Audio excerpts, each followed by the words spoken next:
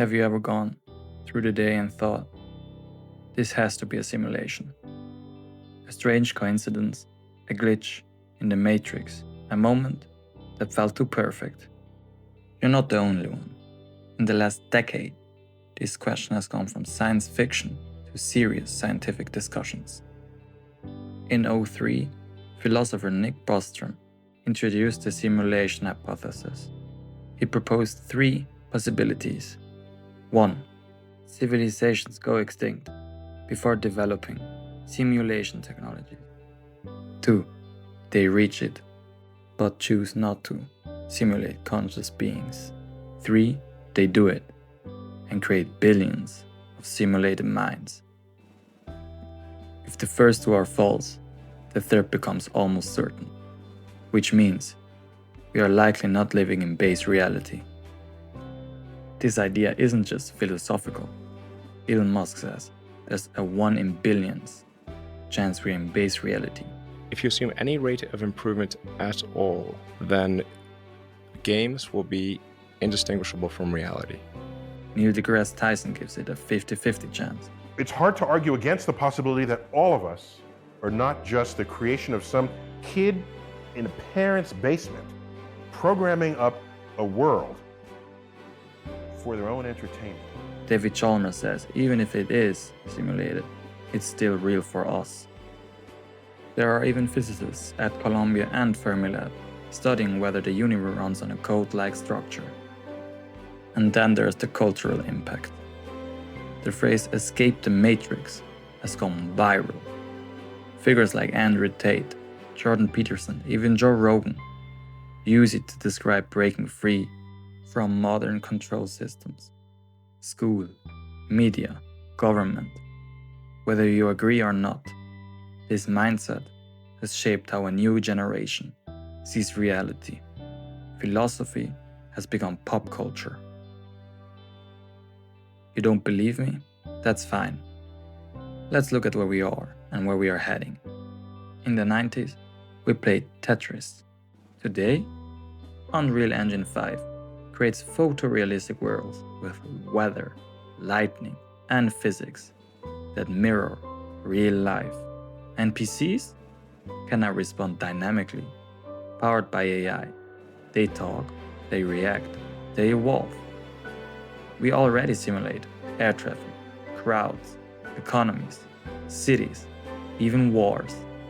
And AI? It doesn't need a body. It writes, speaks, draws, and solves problems like us, and sometimes even better. So, when you combine realistic environments, AI behavior, and simulated logic, you're not building a game anymore. You're building a digital reality. And we are not decades away. We are already halfway there. Let's talk about something truly strange. Quantum mechanics. In the quantum world, particles don't exist in a fixed state until they are observed. This is the observer effect. It raises an old question. If a tree falls in a forest and no one hears it, does it make a sound? Or more precisely, does it even happen at all? Then there's Schrödinger's cat. A cat in a box is both dead and alive until someone looks. It exists in multiple states until a conscious observer collapses into one.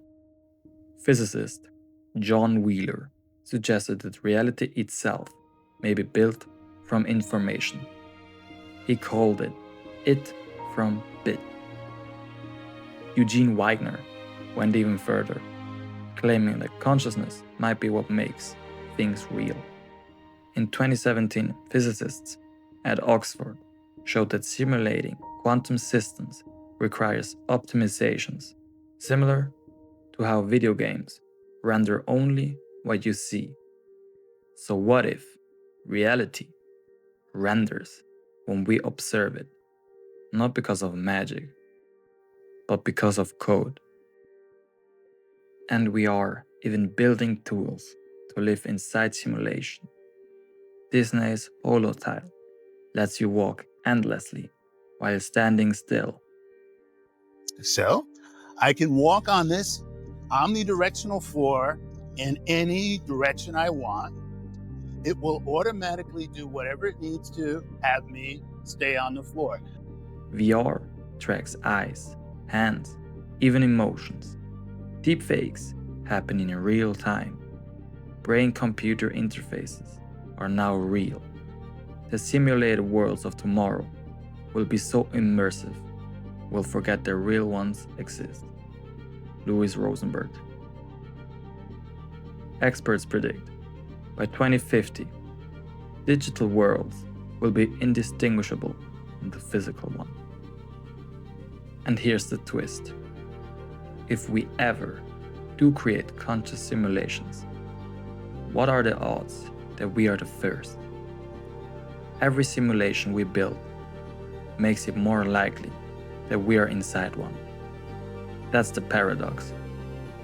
The better we get at building worlds, the less certain we are that ours is real. But let's be clear, probability isn't proof. There have always been things that seemed impossible until they became real. Take Neuralink, controlling machines with thoughts used to sound like fantasy to us. Now it's happening in clinical trials. Elon Musk's Neuralink connects the human brain directly to machines. It can already help people control a cursor using only their thoughts. 10 years ago, this was science fiction. Now, it's real. What else is closer than we think? Maybe we are in a simulation. Maybe we are not. But here's what's certain. You still feel joy. You still experience pain. You still make choices. And those choices shape your world. Whether this is base reality or just data in a cosmic hard drive. It doesn't change the fact that your life means something to you and to others. The way you love, the way you create, the way you treat people, that's real. Because you live it. We spend so much time wondering if the system is fake that we forget to ask, am I being real in it? Because the truth is, you can't escape the matrix until you realize you're in one. And maybe it's not about breaking out. Maybe it's about waking up, choosing awareness over autopilot, purpose over programming. So whether this world is rendered or real, make your actions count. Make your thoughts yours. Make your time matter. Right here, right now, in this moment. Reality doesn't have to be real to be meaningful, but you can be. Thanks for watching.